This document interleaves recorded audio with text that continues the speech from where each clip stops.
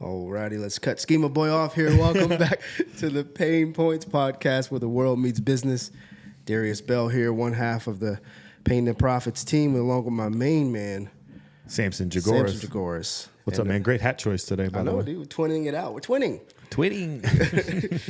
Well, dude, this is going to be a great pod. We got a lot to cover with you guys about the ever-changing landscape of entrepreneurship, which is funny, which involves so much more than entrepreneurship, but it comes back to it. And so a quick rundown before we jump into our top three today. We're going to talk about Kamala Harris, just very briefly, and Donald Trump. We won't dive too deep on those guys. They get enough attention as it is. I'm sure everybody's exhausted from listening to this. I'm wore out. I'm telling you. We're going to talk about workers quitting at the lowest rate in 4 years. We got a $1.4 billion settlement with Meta, which is going to be very interesting to dig into. The Fed's preferred inflation gauge cools, adding... The struggle is real today, guys. The Fed's preferred inflation gauge cools, adding to the likelihood of a September rate cut, which a lot of people are happy about.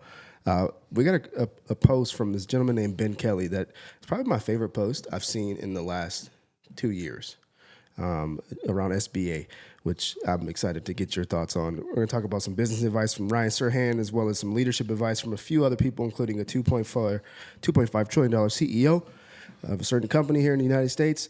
We're going to get Samson's thoughts on some clips. We're going to talk the future of Olympics. And last but not least, if we ran marketing for Trump, we're going to talk about that. Ooh. Yeah, roger that. So we're going to kick this off with our top three of the week. This first one is actually not a video at all. I just saw this. Did you see this clip, this little picture? No. This is a couple weeks ago when they announced he was out of the race. It's a screenshot of an iPhone, 52 missed calls from Zelensky, texting Joe Biden saying, "Yo, my money's still coming, right? I'm scared. Please answer." Please answer. Got 6 million views. Wow, quite the creative meme. Very much so. Okay, so number 2 here. This one, oh man, I was cracking up. Let me just pull this up for you guys. It's Donald Trump meets Mike Jackson. As I spoke at the podium, campaigning on my run, the crowd was pumping me up. Beautiful crowd. I think this is an AI voiceover. Beautiful crowd, yeah. So well, Look at the character at the bottom. there's a guy on a bike around hoping to ring my bell. He crawled up on the People are so creative. dollar store, John Wilkes Booth. Dollar store John Wilkes. Set his sights. Security apparently wasn't tight. 'Cause I almost lost my life, but I moved an inch to the right. Why on earth was These people are out of control. It's making fun of a pretty grave situation. Yeah. But Pointing out the truth in it. funny. Yeah, Correct. people are out of control, man. Make sure that was on. All right. Last but not least here, a little product called Brains. That's on. Yeah. Okay, so this one, let me just pause it and pull it up for you guys. All right. I used to believe everything I'd see on the news, but that's before I discovered a brain. A brain is meant for everyday use. Those living with moderate to severe stupidity have seen immediate improvement in common sense with a brain. I thought the government had my best interests at heart, and then He's a got a friend cousin told me tease about on, a too. brain. Talk to your doctor about what news sources you obey. A brain may also lower your desire to take life-altering advice from celebrities. Getting lectured about my carbon footprint from people with 3 private jets used to make sense. But thanks to a brain, now I can think for myself every day. When my disregard actor for third-grade portrayal. biology began to flare up, I knew it was time for a brain. Do not try a brain if you're allergic to a brain. Common side effects may include accountability, discernment, homeschooling your kids, a better understanding of economics, awareness of the stupidity of socialism, and diarrhea. For tethering yourself to reality, the only no-brainer is choosing a brain. Ask your doctor if a brain is right for you. For more information, visit tryabrain.com. People, man, I'm telling you. So good. Yeah, that's wonderful, dude. It's just wonderful. Very relevant. Yeah, Well, man. shifting gears off of that, we've started to do more thoughtful ones, little segments around things that influence us as business owners. And this one is particularly important to me. It comes from Buddy Rathmel. He posted on Twitter, it said, "My daughter thought she bombed an interview recently. They hired her over 10 other applicants. After she was hired, she asked why they hired her when she felt like she didn't perform well in the interview. They told her that she easily maintained eye contact and was able to carry on a normal conversation. She told us later, I didn't realize that the bar was so low to get hired." Boom. Well, I had an interaction this week with somebody who submitted an application to join our network of preferred brokers. Now, if you actually read the posting on LinkedIn, you would realize that this isn't like a W-2 job. In fact, it's more of a business opportunity, which was very common to see on LinkedIn. And when anybody applies for that position, I immediately send them all the data in and around what it goes into becoming a preferred broker in the network.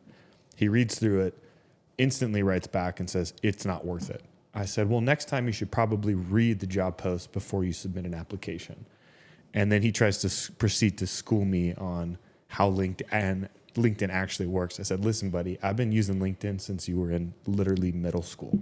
And I've been recruiting on LinkedIn since you've been in middle school.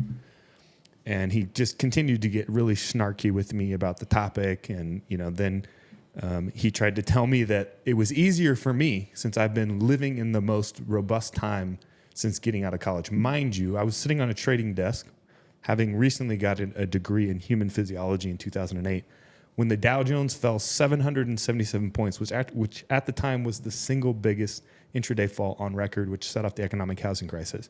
It's very similar to where we're at today. Right. And so kind of moving that forward, I wasn't going to let him pass. It really ticked me off that this kid was trying to say that basically I had it easier than he did. Mm-hmm. And so I said, hey, listen, man, I've been doing this for a very long time. I've hired literally hundreds of people, primarily off of LinkedIn, using LinkedIn Recruiter. If you knew me at all, you know that I'd be willing to help you if you were willing to get on a phone call. He ends up apologizing. We get on the phone call. He literally shows up late to the phone call. He sounds apathetic, like he doesn't want to be there. He claims that his video doesn't work. So this little post up here is showing that these people struggle with eye contact. They struggle to have normal conversation. So the conversation was incredibly painful. I felt like, why am I even on this phone call? I'm trying to help this guy out. And it seems like he doesn't even actually want to be here. And then he proceeded to educate me on every piece of advice that I gave him of why it was wrong. So he would prefer to just continually doing the same thing and submit 1,000 applications as he claims. I doubt it.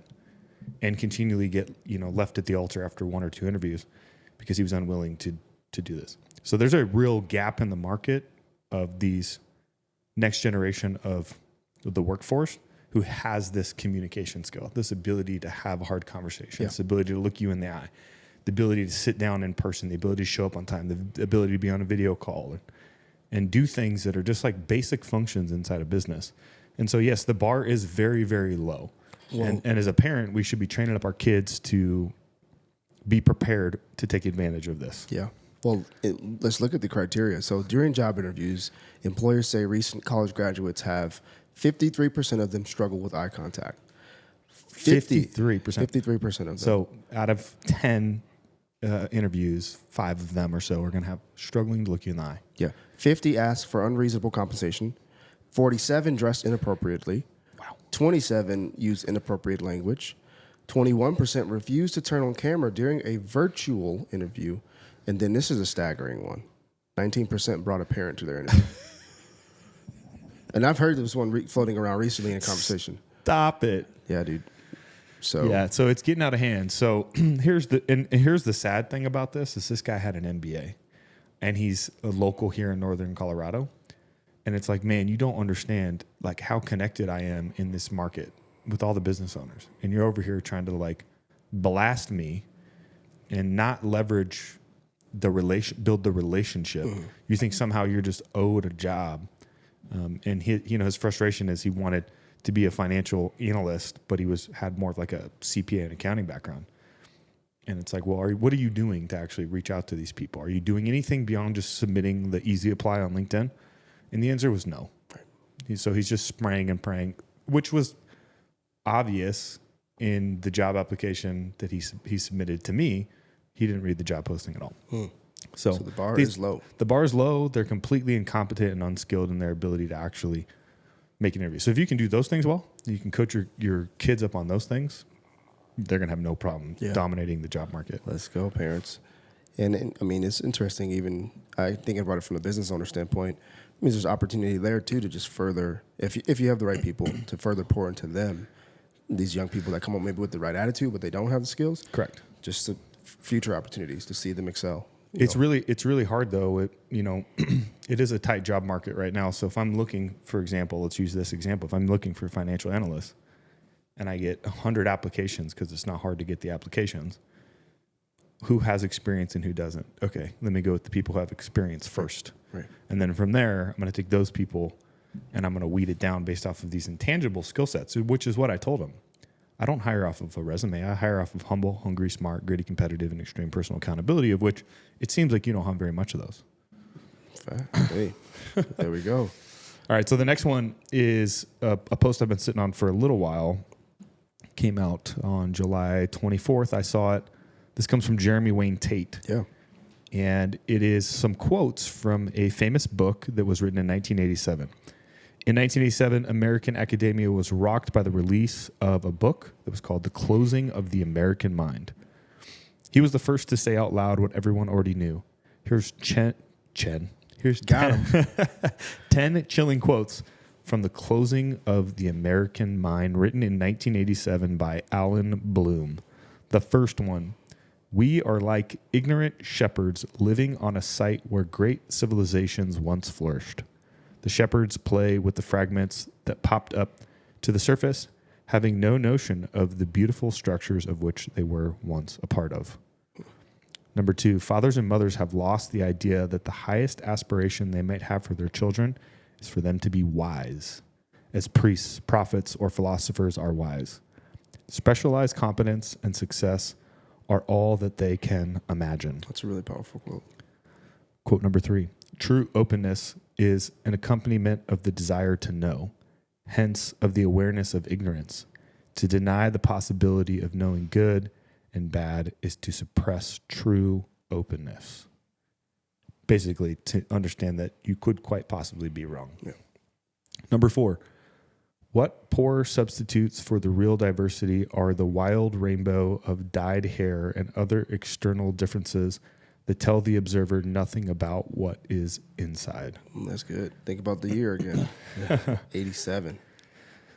Number 5, cultural relativism destroys both one's own and the good. Number 6, the most striking fact about contemporary university students is that there is no longer any canon of books which forms their taste and imagination. Meaning they're just fed what they should think, not how to think. Right. Number 7, in us, the contempt for the heroic is only an extension of the perversion of the democratic principles that denies greatness and wants everyone to feel comfortable in his skin without having to suffer unpleasant comparisons. And these are deep. Right? It's the fact that they were written in 1987 that's the most mind-blowing to me. Number 8, only Socrates knew, after a lifetime of unceasing labor, that he was ignorant. Now every high school student knows that. How did it become so easy? Meaning everybody thinks that their poop doesn't stink. They just know everything. Nietzsche said, this is number 9, Nietzsche said the newspaper had replaced the prayer in the life of the modern bourgeoisie, meaning that the busy, the cheap, the ephemeral had usurped all that remained of the eternal in his daily life. Right? You remove God from the equation. Here's where you're at. Number 10. Picture a 13-year-old boy sitting in the living room of his family home doing his math assignment while wearing his Walkman headphones or watching MTV. He enjoys the liberty hard-won over centuries by the alliance of, by the alliance of philosophical genius and political heroism, consecrated by the blood of martyrs. He's provided with comfort and leisure by the most productive economy ever known to mankind. Science has penetrated the secrets of nature in order to provide him with the marvelous. lifelike electronic sound and image reproduction he is enjoying. And in what does progress culminate? A pubescent child whose body throbs with orgasmic rhythms, whose feelings are made articulate in hymns to the joys of onanism or the killing of parents, whose ambition is to win fame and wealth in imitating the drag queen who makes music. In short, life is made into a nonstop, commercially prepackaged, masturbational fantasy. Basically just saying that you're being sold a pipe dream. Yeah. Well, you enjoy your liberties while disregarding what produces them. Correct. And as a result of that, you fall into hedonism and just self-gratification the whole time, which is bondage. And a fantasy. And a fantasy. So not a whole bunch of like business lessons as much as just more of cultural lessons of where we're at today. And the fact that this book was written in 1987 and this guy literally had a crystal ball looking into the future of what was coming down the pipe. Yeah, and it really does apply to business in a sense, though, because leadership is just paramount. What's the line of thinking that's going to prevail in your organization? You know? Yeah, I agree with that. I would also say there's that quote that like hard times make strong men, strong men make good times make weak men, and I think there's this mindset in business, kind of piggybacking off of the last one that we just talked about, that somehow I deserve this. And like, you don't actually understand the work that went into and the sacrifice that went into making the company what it is today so that you can just step in and get this job. Right. Nobody owes you $75,000 or $100,000 a year because you have some degree. Like, come on, get out of here. Yeah. Yeah, dude. Respect it. And we spend a lot of people spend more time at work than with their own closest of kin, people. So it's still an opportunity for sure. This is really good. Really impressive, man. I have a book. Actually, I have these old books, man. And this is funny. This is not even technically that old, 87. But the old literature, man, the truth remains the same. It doesn't go anywhere. Like, God is eternal. Yep. So I have a book in particular. It's called The Mind of Christ, and it was written in 1941. And it's a fascinating book to see. In 41, this book was talking about stuff we're seeing now and the stuff we're seeing as it relates to even being in the church and stuff. It's just really fascinating to see how. What's interesting about that too, I was actually thinking about this the other day, but it was the end of a cycle, right? Yeah. And then the starting of a new cycle. And so I literally was laying in bed last night and I was like, man, a lot of what we read in the Bible and that time period of what they were going through in the New Testament is very similar to where we're at today. Yeah, well, and you can see, like, going back to these books, is like, it doesn't make, the Lord uses some of these people, but it doesn't make them supernatural. It's that God has a creative order, his eternal nature and power and all these different things, and he's communicated to us consistently. This will be the result of not having me in my proper place and you being in yours. Absolutely. And so people throughout the centuries have been able to communicate in different languages, various different truths. Even someone like Nietzsche, right, who you can see this is going to be the outcome of this. Hey, I'm not even a person that's quote unquote religious, but I can tell you if you go around here saying this is not this or boys are this, and you're going to have some problems. Yeah. Because you cannot exchange the truth for a lie, the truth for a lie, a series of lies, and expect nothing bad to happen. Speaking of truth and lies, their next article is talking about workers are quitting at the lowest rate in 4 years, signaling a cooler labor market. And so the next article is coming out of Market Watch. Market Watch might be one of my favorite for just like economic and finance news. And so I'll pull up the article real quick. I love it. But the blurb, it's part of a larger article talking about job openings falling slightly with labor market still strong but cooling. But it says the U.S. labor market is still strong, but not as strong as it was in recent years. The number of job openings in June was 8.18 million, which is down from the 8.23 million openings in May, according to data released Tuesday from the U.S. Labor Department. That's a notable drop from the record 12 million in 2022. The data showed that 3.3 million people quit their job in June, a figure lower than the previous 3.4 million in May and the lowest it's been since September 2020. Both of these signs point toward a cooling labor market as people are leaving their jobs less frequently, and the number of opening positions goes down. And so, what do we say to that? I would agree. I mean, I think it takes some time to unwind all the COVID craziness and people moving their life around and the remote work, and there's a call back to the office and all that. And so people are kind of settling back into reality. It's not like things have gotten any less expensive. I mean, most of our cost of living, food and gas and things like that, are about 4 times more expensive than they were 2 years ago. Yeah.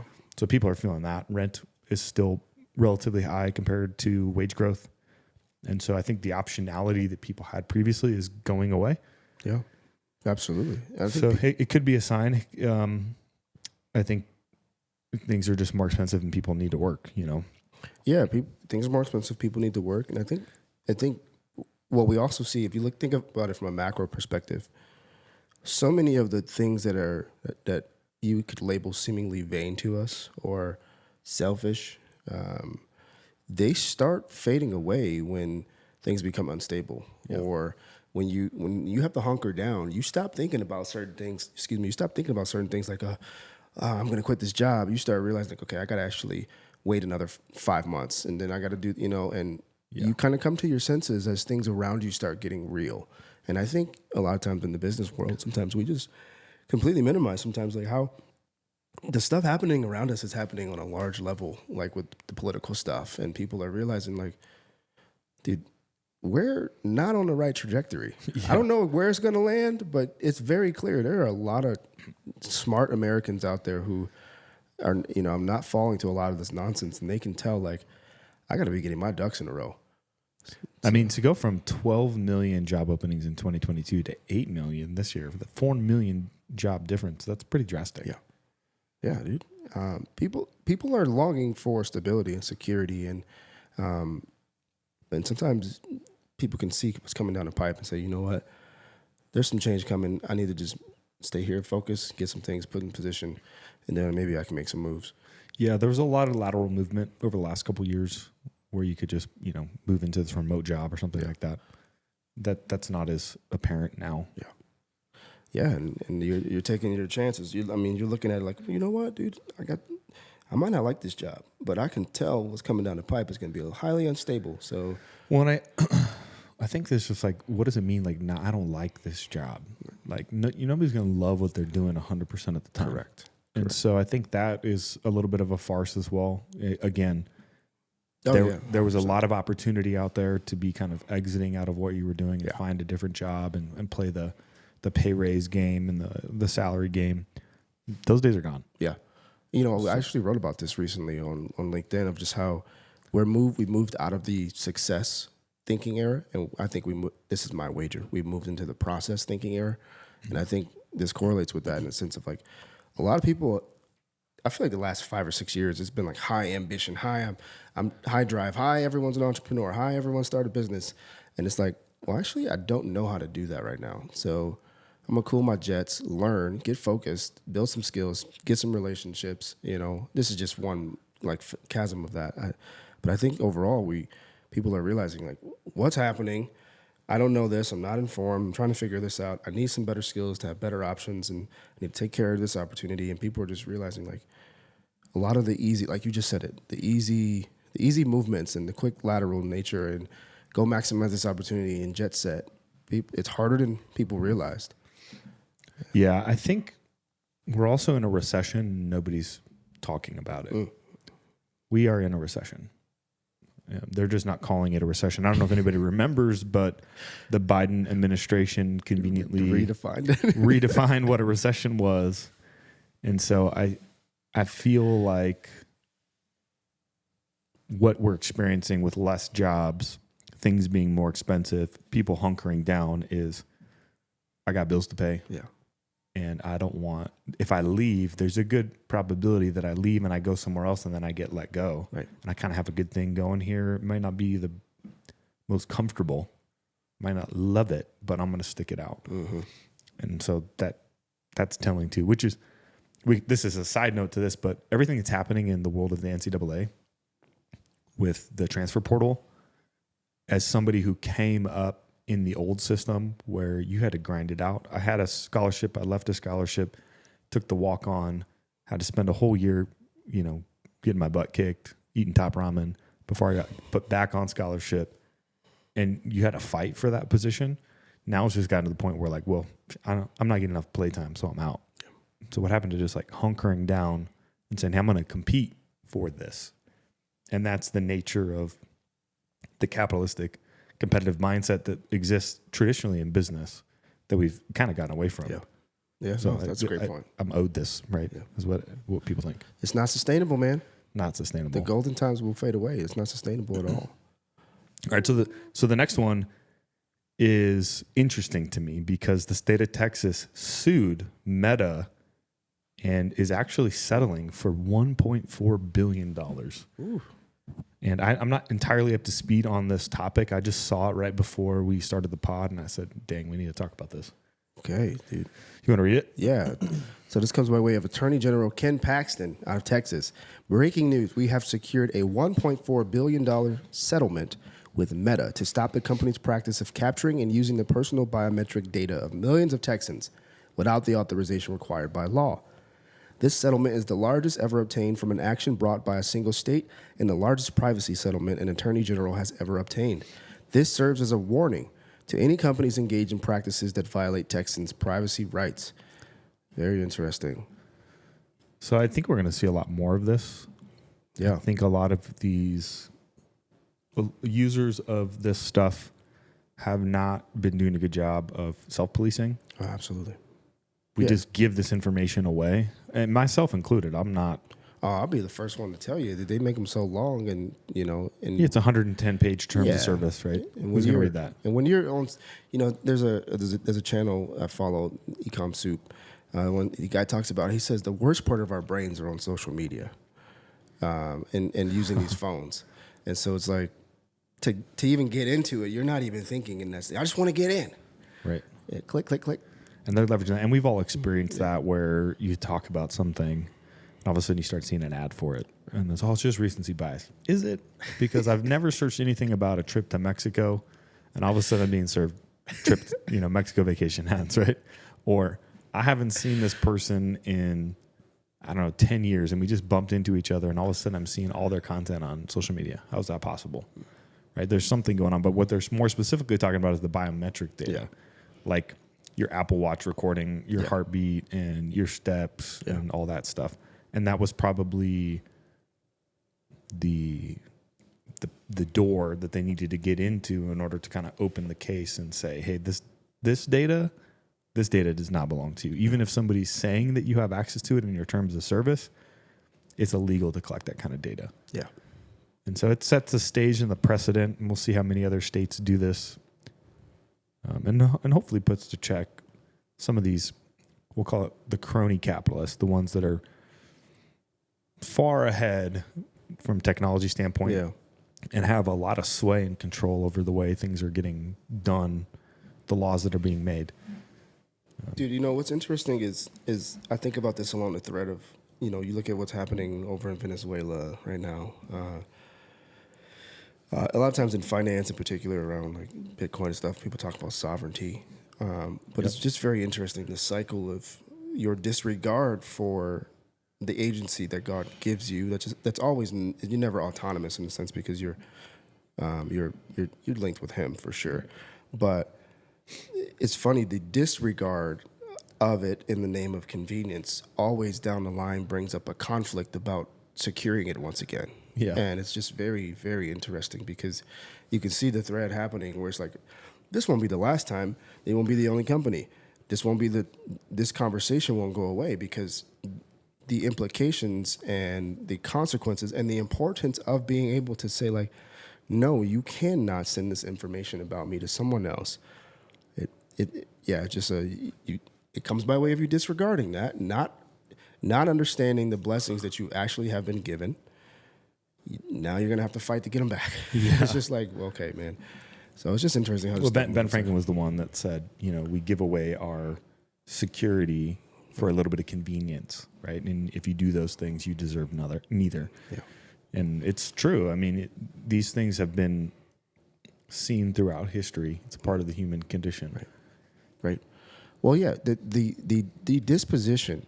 Dude, this is such a deep. We can actually derail the entire pod on this because you can just see how the United States. Dude, this is so deep. The president said yesterday or 2 days ago when he was talking about the Supreme Court reforms that he's proposing. He said the foundational principle or something like that. And he was talking about the core principle of the founding of our country is that no one's above the law. And it's like, no, that's not true, actually. The core foundational idea is that the people have the chance to oppose tyranny. Correct. And it's like, dude, that right there, the perpetual forgetfulness towards this keeps this being a constant threat for us in this nation. And it only grows, man. And it's just this story is just another thing. That's a form of oligarchical tyranny, dude, of people like, I'm going to take your information that you gave it to me, but I made it really easy for you to give it to me by making it so difficult for you to understand. It's like this contrast of like, when you pursue freedom and you just prize freedom, you actually end up running right into chains. But when you look at liberty, and liberty keeps you willing to be accountable, having to be responsible, having to really think about the existence of God and the moral implications of the choices you make freely. It's just very interesting, man. Like, this stuff is so fascinating. You're like, so good for Texas. Like, fight for your people. Like, yeah, do what you're can. Seeing some similar things in Florida, and other states are starting to speak up and push back. And it's exciting because that's where it actually starts. Yeah. Great poll on that one, man. Yeah. And it's funny, we didn't even read it. You can just take the headline. Yeah. I'd like to read the letter at some point. There's not a lot to be said about it other than they won. And it sets precedent. Everything in law is based off of precedent, checks. right? Yeah. Okay, so we got you brought this one up here from the AP, Associated Press. So I think we are all well aware of inflation, at least if you've been listening to this pod, for sure. If you're an entrepreneur, you're definitely looking at the cost of capital. Mm-hmm. The Fed has continuously tried to target this 2% inflation gauge. Supposedly they're getting close to it, so now everybody's kind of anticipating a rate cut, which I think is hilarious as we're heading into the election period. The drawback to this is if they actually do it, things are going to get more expensive. Now, I'm excited because I got a couple loans that are in the middle of closing for a couple acquisitions, so if rates get cut, your boy's excited because I timed that really, really well. But all in all, really as a whole, it's not going to make housing cheaper. It's not going to make the cost of goods cheaper. It's only going to accelerate that. And so we'll see. I mean, the story is basically just getting at that. That's the summary of it. That's good. They're getting close and everybody's anticipating it. And it's kind of getting priced into the market right now. And so we'll see if we get a rate cut in September. We're very close, which conveniently is right before election. Why would they want to do that? Try to numb some people up. Yeah. So get people high on the dopamine. Never mind cheap money. Never mind the. Oh, I don't care about the politics. Look at it. It's cheap now, and I can afford a home, and I can get a bigger mortgage. And God bless consumerism. I'm too busy to realize that my neighborhood's being overrun because I'm shopping for a house. Right. Like, yeah. It is exactly what you said about freedom versus liberty. Yeah, 100%, dude. Like, to whom much is given, much is expected. Yeah. Liberty keeps you accountable. Freedom, you're accountable to no one for the most part. It's like, exactly. I get to do what I want. All right. Okay, so School of Hard Knocks. Yeah. So if you guys don't know who Ryan Serhant is, I tried to find something that was a little more inspirational, but I genuinely like Ryan Serhant. Yeah, he's a great salesperson. He's a great marketer. He's a great content creator. He's a wise business guy. I think he currently has the most expensive listing in the world right now. He might have just taken it down, but guy's an incredible entrepreneur, and he's got some really great advice. And this is just breaking up inflation and politics to bring a little, wisdom into your life. Well, shout out to the School of Hard Knocks. We follow these guys. It's funny, man. He's got his pitch dialed in. He takes the rejection and then just finds people, and he finds these great people. Yeah, he's crushing it. So let me refresh so we can pull it. It's on mute. Oh, sure is. Pursue a career Real estate. What has been the most amount of money that you've ever made in a single year? $22 million.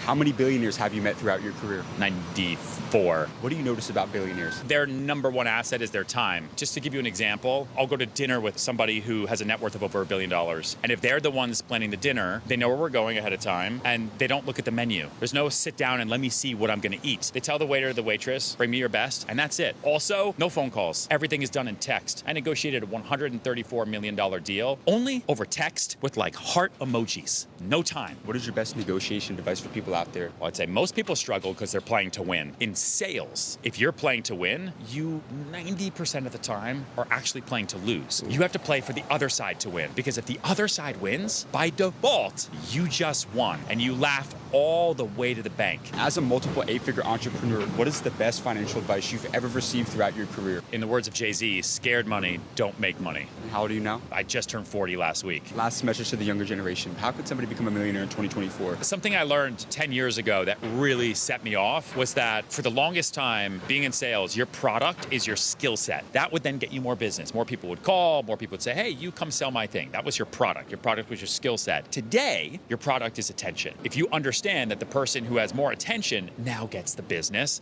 and then you match that attention with skill set, that's the name of the game. What industry did you decide to pursue? That was the a main career in point real estate? that was the main point I wanted to bring home at the end. Is just there needs to be a greater emphasis by entrepreneurs on the importance of attention and platform and reach and audience and community building. And like we've been saying, in the middle of a recession, the inventory for ads is never cheaper than it is today. I was just telling Darius before this for one of my companies, I'm getting leads at $2.36 because I understand how to create content. I understand how to leverage ads.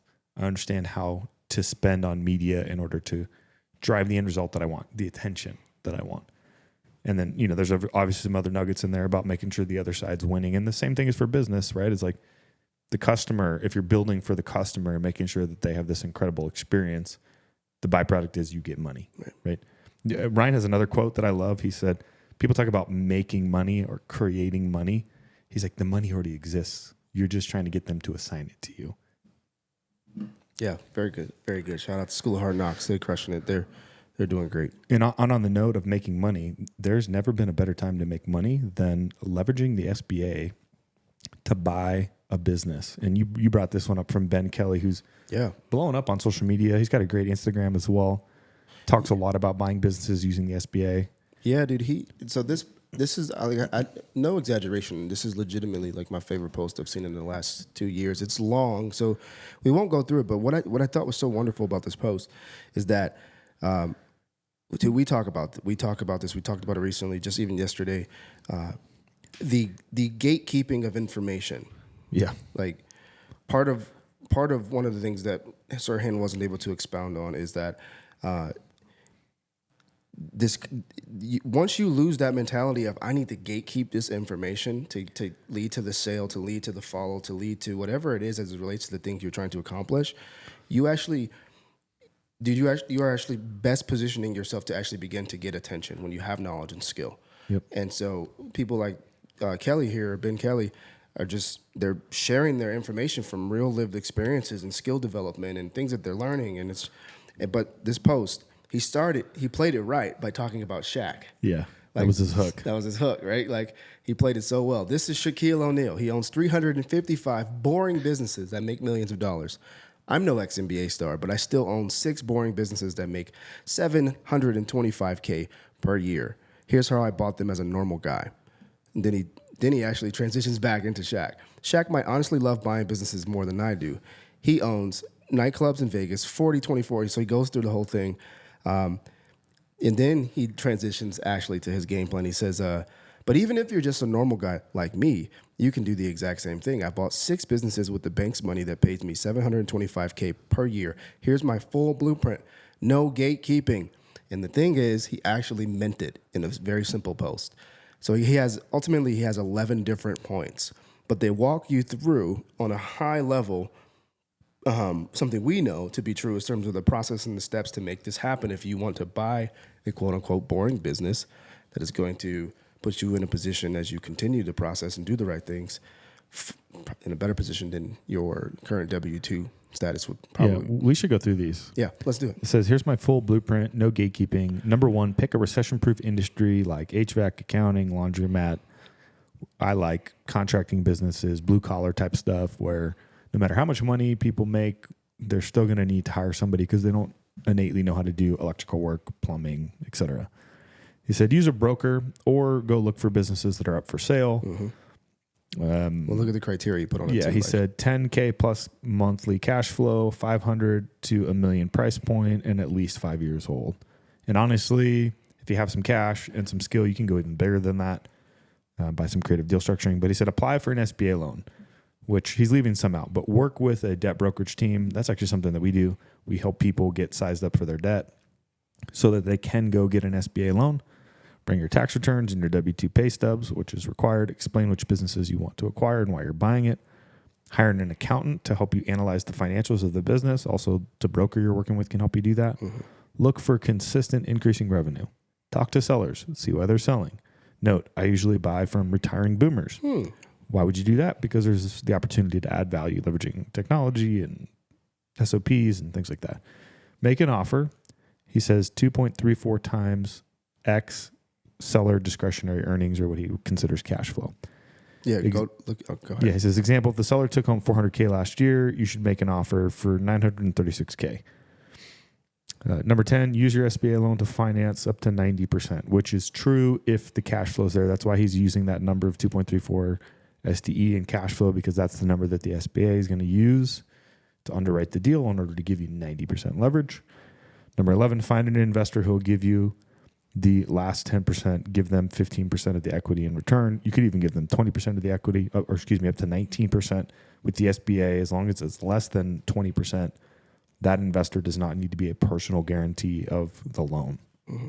Caveat, unless, of course, it's an S corp, and it depends on the bank, you may be required to be a guarantor. But that's a different conversation for a different day. Yeah. The point being that I believe the greatest opportunity to build wealth, if you're like a mid-career professional or you're a current entrepreneur and you're looking to grow your business, is to go buy an existing business and bolt it on to what you're doing, or step in and operate it. There's no passive income. You're not going to get the returns passively investing in this stuff. If you have a partner and they bring the money, then yes. But it is possible to buy a $5.5 million business with $150,000 if you know how to structure the deal leveraging the SBA. Yeah. So shout out to Ben and just going back to the previous post. It's like you want to build a brand, you want to grow, you want to take what you have, take what you know, take what you're learning, take what you're passionate about, put it out there. Don't gatekeep it. Yep. And watch the people who have the same interests, have the same goals, have the same desires, have the same beliefs come around you as you get better at communicating that, relating to them. As Serhant said, being on their side of the content, not just on your side and how it helps you, you're going to win. And then obviously the subject matter, I personally love. That's our space. And so part of why I love the post so much is because he just put it out there. Yeah. I had never seen his content before. Oh, wow. And so I just love that he was willing to do it when so many people are still gatekeeping just to try to put them into their thing. And I just loved it. It was like, I really was like, yo, I loved it. I literally was like in my room, like, I love this post so much, Ben. But he just put it out there. Like, even if a person never goes to join his course or his mastermind or the things that he has, he actually gave him the game. Yeah. In one post. And like I said, there's a lot of nuance behind all of those things that's not actually being discussed. And so, it's enough. And then you get down the rabbit hole and realize you don't really know that much. So you're going to need some support and help. Yeah. Yeah, roger that. Let's move on from Ben. Shout out to Ben. We got a couple more here that we want to knock out. This is more of a clip. We don't have to really react and talk to it too much with these last three. But I like Jensen Huang. Yeah. So let me just rewind that. My fault, guys. These last couple segments, I just kind of want to breeze through and just have some thoughts here for our audience as they get on with their day and we get on with ours, continuing to build. People with very high expectations have very low resilience. Just left it there. And unfortunately, resilience matters in success. I don't know how to teach it to you except for I hope suffering happens to you. And I was fortunate that I grew up with my parents providing a condition for us to be successful on the one hand, but there were plenty of opportunities for setbacks and suffering, and to this day I use the phrase pain and suffering inside our company with great glee, and the reason, and I mean that, boy, this is going to cause a lot of pain and suffering, and I mean that in a happy way, because you want to train, you want to refine the character of your company, you want greatness out of them, and greatness is not intelligence, as you know. Greatness comes from character, and character isn't formed out of smart people. It's formed out of people who suffered. So good. Very good, dude. That's the hardest part about entrepreneurship is getting kicked in the teeth regularly, failing, getting back on the horse, not seeing the progress that you want, not seeing product market fit, not selling, and just coming back at it and knowing it's just part of the process. Mm-hmm. Because if it were easy, if it were that easy to just plug and play, everybody would do it. Yeah, dude, and I really appreciate if you listen to that clip, you can hear the background noises and people making noises and laughing, and they're not doing it rude. I think a lot of times people uncomfortable with a truth that is looking them in the face, and it just, for me, it makes me think of how unaccustomed we've become to not only the prospect of suffering, but also that should you make it through the suffering, or even as you go through the suffering, that there can be good things that come by way of suffering. Like there's a payout, whether it's on the other side of no longer suffering or suffering well and having an impact on others while you're suffering. And it's just as a Christian, I contemplate that, right? And one of the guys that I love, who's a freaking billionaire, is Jesse Itzler. Yeah, married to Sarah Blakely, Spanx. Yeah, Jesse Itzler, he's the best. Successful entrepreneur, founded Marquise Jets, got bought by NetJets, invested in Zico coconut water. Yep. But he's constantly doing these like ultra marathons, and he talks about carrying his own bags, meaning like when he's traveling. Because he does not ever want to get to that place where he's comfortable with his life, because the moment you do that, it's the moment you're just like kind of waiting or preparing to die. He talks a lot about what he calls the life resume. What's when you look on your deathbed and you look back, what's that resume look like? And it's going to be filled with a lot of hard things that you overcame, and that's what makes it a good life. Yeah. So, awesome dude. Really, actually, I was just watching something with him. It was great yesterday with Scott Galloway. It was a fantastic pod. Roger that. Next, moving on to this next one here. So this is a backup QB from the Chicago Bears. This came out yesterday morning. It's got 2 million views, but this is similar to Jensen Huang, and I wanted to get your reaction to it as a former collegiate athlete, high-level football player. I didn't really think too much about it. I was too busy grinding my absolute face off in the offseason. But whatever they were going to do, that's completely up to them. I can't control that. But, I was just excited to come back. Whoever was going to be in the QB room was going to be in the QB room. Nothing was going to change on my end, though. Like you said, it feels good to know that they have some, that they have confidence in me, and that they like what I was able to do last year, and hopefully they're being able to see the strides that I've made in the offseason and going into year 2. What was the hardest grinding your face off thing that you did? June 19th, shout out to one of my best friends, Derek Gallagher, 1 mile burpee broad jump. Hour and 7 minutes. Dang. Let's go. That's insane. Is that burpee for a mile? Burpee broad jump. 1 mile. Calories do you burn out? I don't know. I ate a lot after that. It was nice. What did you eat afterwards? What did you go after that? I went to Betty's. Shout out to Shepherdstown, West Virginia. Went to Betty's restaurant. I think I just got 6 eggs and bacon with some toast. I might not be getting better necessarily at football when I'm doing a workout like that. However, just the mental edge that it gives me, finding out, what I can endure versus what the next man can endure, in a sense, gives me a little mental edge when I show up to things like this and people start complaining about our schedule. I can kind of have somewhere in the back of my head that I've done things far worse than this. That I can handle really kind of anything that's thrown at me and be able to just keep the main thing, let it flow off the shoulders, and just kind of, react to what happens next. Yeah. You and I talk about this a lot, but intentional suffering. Yeah, I love that. Taking yourself to a place that is very uncomfortable, somewhat painful. Look at the comment real quick. Is this guy? Somebody said No same. regrets? Somebody said same person. He does look dude. like him. Yeah. So good. Okay, last clip here. Before if we have time, we'll talk about if we were marketing for Trump, because I did want to just riff on that with you real quick. So Shannon Sharpe and Chad OchoCinco have a podcast called Nightcap that they crush it on YouTube and social. But they brought this interesting proposition forth 2 days ago, or actually last night, and I was like, you know what? This is part of what we've talked about with the creators ruling this integration of sports and social is going to continue to blow. And it's not just going to be on like influence. There's going to be the involvement of these creators and taking positions of influence and leadership and ultimately ownership. And just listen to this exchange here. How much are individual gold medals worth in each country by territory? The U.S. Wait, we only get 37,000? We should at least 200,000.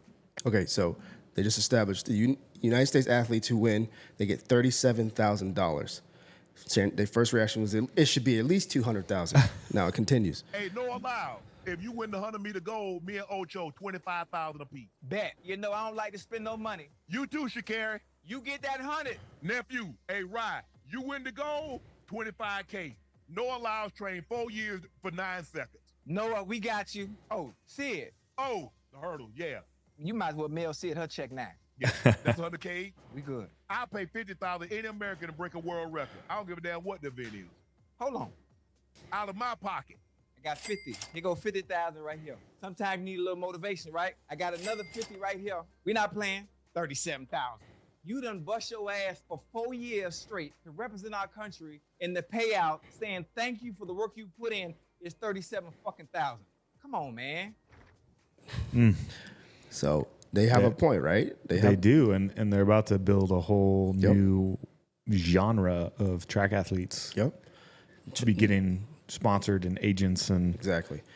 Genre athletes, new leagues, new organizations, new tournaments. Just look at what Overtime did, right, with basketball, and it's fascinating to see as like a lot of these legacy institutions and legacy thinking around attention is getting shattered, man. It's getting shattered. Well, it's what we talked about, getting comfortable. Right.